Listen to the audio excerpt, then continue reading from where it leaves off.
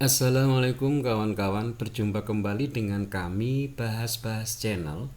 Pada video ini kita akan membahas untuk soal error recognition. Artinya kita diminta untuk mencari satu jawaban yang salah.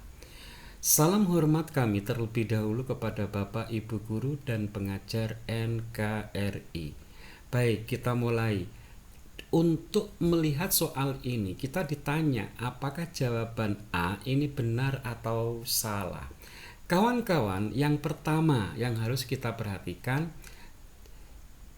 kalimat atau tulisan yang tidak digaris bawah itu tidak boleh diubah. Yang boleh diubah nanti, yang punya potensi boleh diubah adalah yang digaris bawah. Jika is ini tidak digaris bawah, berarti is ini boleh dijadikan sebagai acuan untuk menyikapi jawaban sebelah kirinya itu salah atau benar. Kawan-kawan, is sebagaimana kita ketahui adalah predikat. Kalau ini adalah predikat, berarti ini adalah subjek. Kalau di sini pakai is, logikanya subjeknya itu harus benda tunggal. Ini sudah benda tunggal.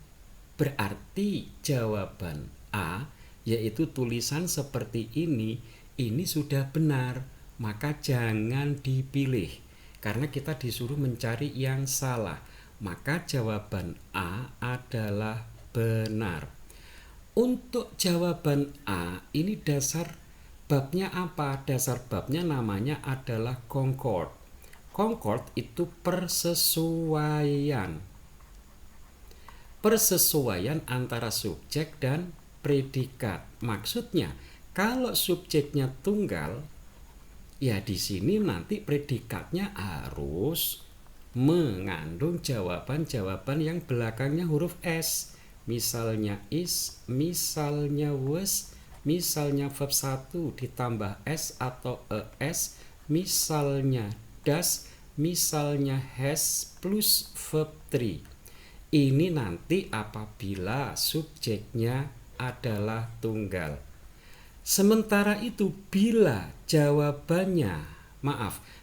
subjeknya nanti adalah jamak, ya nanti silakan Anda tentukan. Di sini harus yang tidak boleh ada S-nya.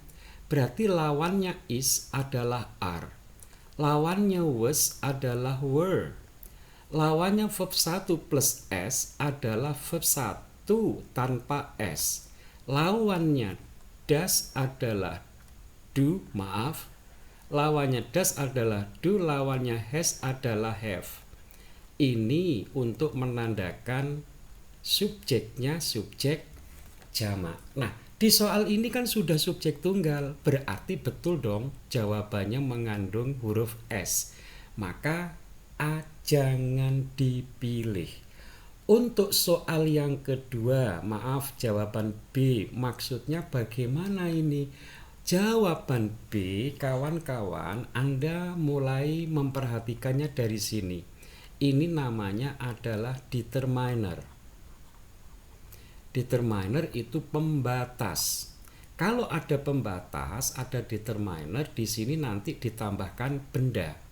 Di antara determiner dan benda, kawan-kawan, di tengah-tengahnya sini ada yang namanya adjektif. Contohnya misalnya a big boss. Nah, ini dia. Ini namanya adalah determiner, ini sifat, ini adalah kata benda. Untuk memperhatikan adjektif, kita harus tahu bahwa adjektif itu ada yang asli, misalnya big, misalnya kata small, dan sebagainya. Ada lagi yang bentukan dari kata participle. Participle itu ada dua, yaitu verb ing, nanti menerjemahkannya adalah yang satunya lagi adalah verb 3, menerjemahkannya nanti yang di atau yang ter. Nah, di soal ini ada determiner. Di soal ini ada kata benda. Adjektif boleh di sini boleh lebih dari satu. Ya, boleh lebih dari satu sifat. Karena kan benda itu pasti punya lebih dari satu sifat. Kita saja punya lebih dari satu sifat. Nah, boleh di sini nanti sifat yang ditulis adalah lebih dari satu. Nah, demikian juga berarti ini determiner, ini kata benda, berarti ini kategori adjektif, ini kategori adjektif. Adjektif yang di sini kawan-kawan yang ditanyakan betul atau salah kalau pakai ini adalah ciri-ciri verb 3. Berarti yang ini. Nah, nerjemahkannya adalah ini. Kalau kita terjemahkan tulisan ini mulai dari sini sampai sini adalah ruang, sebuah ruang logam yang tertutup, yang ditutup. Ruang itu adalah benda pasif. Berarti ini betul. Verb 3 pakai pasif, ciri-cirinya kan pakai di. Ini dia. Maka jawaban B adalah betul. Jawaban B ini kita membahasnya melalui teori non phrase. Non phrase itu ada determiner plus adjektif plus kata benda. Itu kawan-kawan. Untuk soal yang C kita bahas. C betul atau salah? Kawan-kawan, sebagaimana sudah kami jelaskan di video sebelumnya, yaitu 6 perilaku verb. Oke, hati-hati ada 6 perilaku. Nah, kita ketemu satu perilaku kata kerja. Anda tahu bahwa ini adalah kata kerja. Kalau di sini ada kata kerja, nanti di sini kata kerja ini diikuti oleh kata kerja lagi. Kata kerja ini bisa verb 1, bisa verb 3, bisa verb ing, bisa to verb 1. Nah, kapan kita memilih verb 1, verb 3, verb ing, to verb 1? Semua gara-gara ini. Nah, kita langsung lihat kata design. Desain itu artinya adalah merancang. Kalau Anda merancang, pasti punya maksud. Maka ini disebutnya sebagai verb maksud. Kalau ada verb maksud, maka nanti harus diikuti to verb 1. Ini kawan-kawan. Verb maksud yang lainnya apa? Ya banyak. Ada kata want. Coba Anda sering membuat tulisan I want to go. Nah, setelah ada verb maksud, kok ada kata kerja lagi, maka diawali to. I decide to go. Nah, ini dia.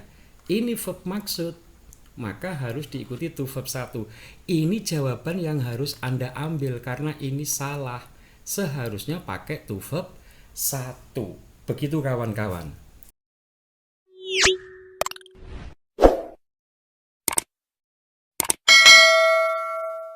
Oke, untuk jawaban yang D, yaitu ini tentu benar karena ini sudah benar, ini sudah benar, ini sudah salah, berarti ini benar. Benarnya dari mana, kawan-kawan?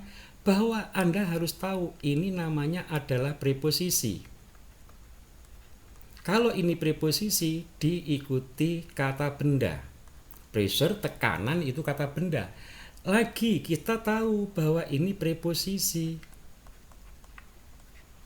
Preposisi itu in, on, off, from, beside itu ya, itu preposisi. Terus di sini udara. Udara kan benda. Berarti kan sudah benar adanya preposisi diikuti kata benda.